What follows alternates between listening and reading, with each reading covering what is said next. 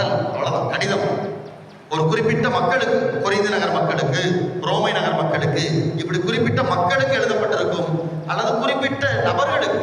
இன்னைக்கு யாருக்கு எழுதப்பட்ட திருமுக வாஸ்தவம்? 2ஆம் வாசகம் என்ன? யாருக்கு எழுதிய திருமுகம்?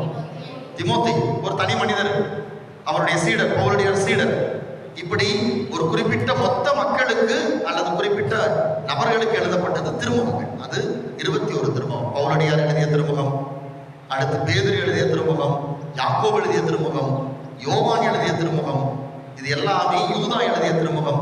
இது எல்லாமே திருமுகங்கள். கடைசியாக கடைசி நூல் விவிலியத்தில் திருவெளிப்பாடு, அதானே திருவெளிப்பாட்டு நூல்.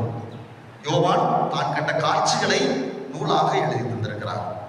அப்ப இப்படித்தான் விவிலியம் வடிவமைக்கப்பட்டிருக்கிறது. பழைய ஏற்பாடு, புதிய ஏற்பாடு 46, 27, மொத்தம் 73. பழைய ஏற்பாடு